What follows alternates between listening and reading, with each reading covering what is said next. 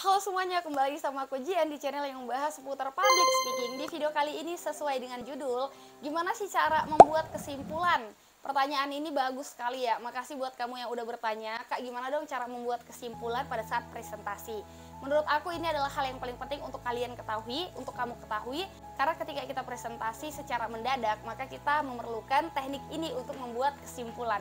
Apalagi bagi kalian yang nggak suka menjelaskan, tapi suka membacakan sebuah kesimpulan. Nah, ada beberapa teknik yang harus kalian tahu. Sebelum masuk videonya, subscribe dari bawah, like, comment, subscribe, dan share ke teman-teman kalian biar kita sama-sama belajar. Kalau gitu kita langsung aja masuk ke videonya. Ada 3 teknik yang akan aku sampaikan. Sebelum masuk ke tekniknya, di sini aku kasih tahu dulu mungkin bagi kalian yang belum tahu apa sih arti kesimpulan itu, apa sih yang dimaksud dengan kesimpulan itu. Kalau kita buka dalam Kamus Besar Bahasa Indonesia, kesimpulan ini artinya adalah bagian akhir dari sebuah karya tulis, baik makalah, esai, artikel, skripsi, ataupun cerita. Nah, jadi di setiap karya tulis ada namanya kesimpulan, yaitu bagian akhir. Dan arti lainnya, kesimpulan ini adalah sebuah keputusan yang diperoleh dari cara berpikir secara induktif atau secara deduktif. Nah, kalau untuk pembahasan ini, kalian boleh tanyakan di komentar untuk dibahas di video selanjutnya. Kita langsung aja masuk ke tekniknya, gimana cara membuat kesimpulan yang baik dan benar. Teknik pertama namanya teknik generalisasi. Teknik generalisasi itu apaan sih, Kak? Teknik generalisasi adalah cara kita untuk menarik kesimpulan secara keseluruhan. Misalnya kita akan presentasi tentang pergaulan bebas. Nah, makalah kita ada 30 lembar.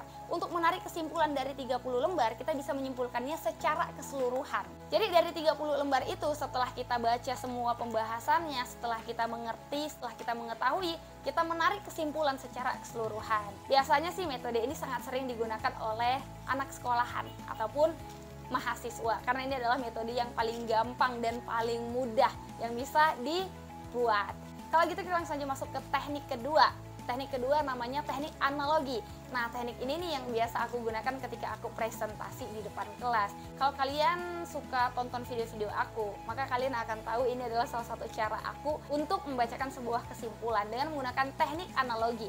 Nah, teknik analogi itu teknik apa sih, Kak? Teknik analogi ini adalah salah satu teknik perbandingan, yang mana ketika kita menyimpulkan, maka kita memberikan sebuah perbandingan. Sampai sini paham ya? Atau kamu bisa menggambarkan sesuatu dengan memberikan perbandingan. Nah, inilah teknik analogi. Ketika kita ingin menutup presentasi, kita menyimpulkannya dengan sebuah perbandingan. Nah, contohnya gimana sih, Kak, perbandingannya? Contohnya kamu bisa membandingkan satu pembahasan dengan satu pembahasan yang lain, tapi tetap sejenis atau tetap sama, nggak lari-lari. Nggak tahu ya? Kurang tahu ya? Kalau gitu kita langsung aja masuk ke contohnya ya.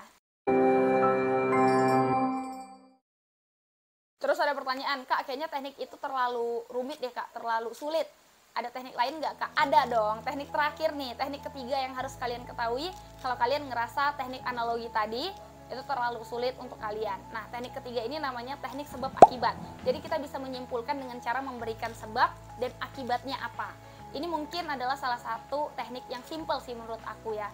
Simple karena kita menyimpulkan atau memberikan kesimpulan atau menyampaikan kesimpulan ketika presentasi itu dengan cara kita memberikan sebab dan akibatnya. Udah sampai di situ aja, sebab dan akibat.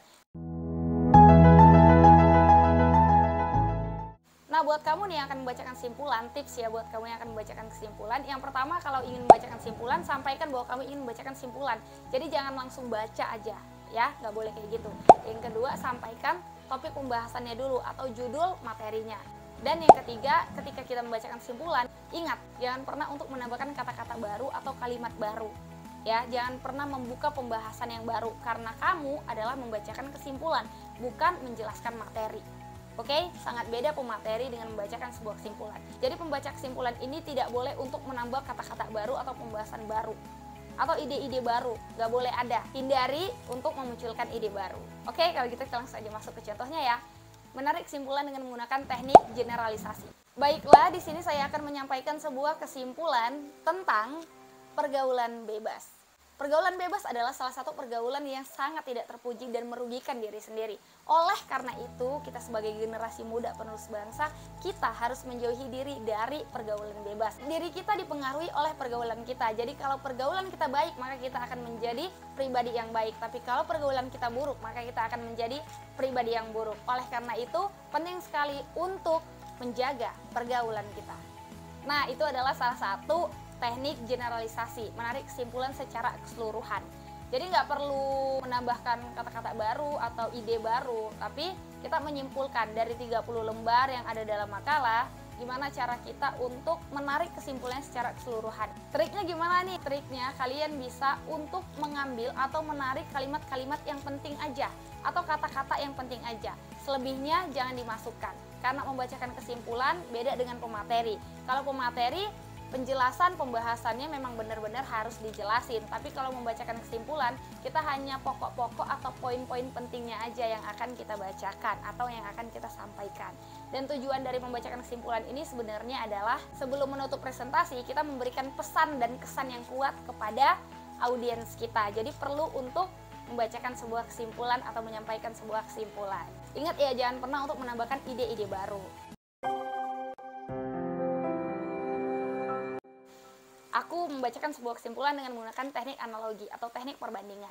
Baiklah, sebelum menutup presentasi, di sini saya akan menyampaikan sebuah kesimpulan tentang pendidikan. Nah, kita ambil contohnya tentang pendidikan aja ya. Pendidikan adalah salah satu hal yang sangat penting. Pendidikan adalah salah satu faktor penunjang keberhasilan atau kesuksesan seseorang. Oleh karena itu kita harus mengemban pendidikan. Berbicara tentang pendidikan, pendidikan ini tidak hanya mencerdaskan kita, mencerdaskan generasi muda penerus bangsa, namun pendidikan dapat membentuk karakter kita sebagai manusia yang baik dan benar. Nah, mengenai pembentukan karakter dari sebuah pendidikan, ini sama halnya dengan sebuah gelas yang kosong. Gelas yang kosong yang siap untuk diisi. Di sini ada gelas. Anggap ini adalah sebuah gelas, belum ada isinya. Namun gelas ini siap diisi. Gelas ini sama seperti diri kita, yang kosong tapi siap diisi dengan pendidikan. Dan gelas ini siap diisi dengan sebuah air.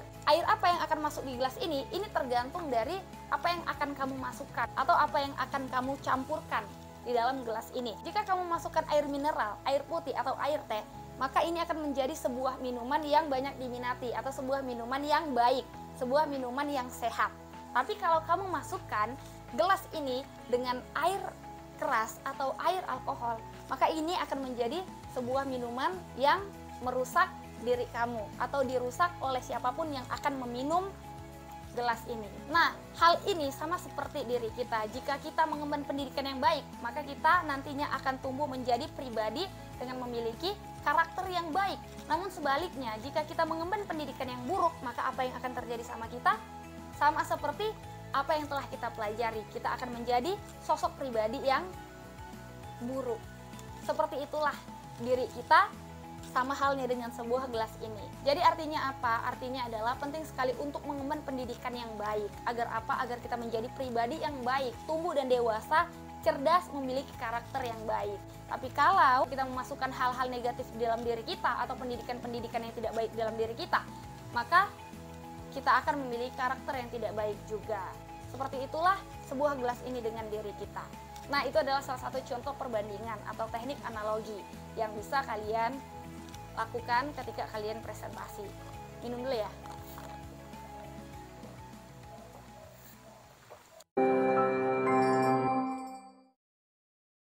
Teknik ketiga ini namanya teknik sebab akibat. Contohnya gimana sih Kak? Aku kurang paham. Nah, contohnya misalnya presentasi kita tadi tentang pendidikan ya. Pendidikan yang baik akan membuat kita menjadi karakter yang baik. Namun pendidikan yang buruk akan membuat kita menjadi tumbuh dewasa dengan memiliki karakter yang buruk. Nah, teknik sebab akibat kita bisa memberikan contohnya seperti itu. Sebabnya jika kita mengemban pendidikan yang baik, maka akibatnya kita akan menjadi pribadi yang baik. Dan sebabnya jika kita mengemban pendidikan yang buruk, maka akibatnya kita akan menjadi pribadi yang buruk. Nah, seperti itulah teknik sebab akibat. Kasih sebabnya dan kasih tahu akibatnya apa. Kalau kamu memiliki pergaulan yang baik, maka akibatnya kamu akan menjadi orang yang baik. Kalau kamu memiliki pergaulan yang buruk, maka akibatnya kamu akan menjadi orang yang buruk. Jadi ada sebab, ada akibat. Itulah yang bisa kamu lakukan, ya. Jadi sebenarnya tujuan dari teknik sebab akibat ini untuk memperjelas gagasan utama atau untuk memperjelas topik pembahasannya. Karena pembahasan kita tentang pergaulan bebas, maka ketika kita menyimpulkan nanti, kita akan memperjelas dari topik pembahasan kita. Seperti itu ya. Ngerti kan? Nah, contoh lainnya gini deh. Topik pembahasan kita tentang kesehatan. Kesehatan berkaitan tentang olahraga.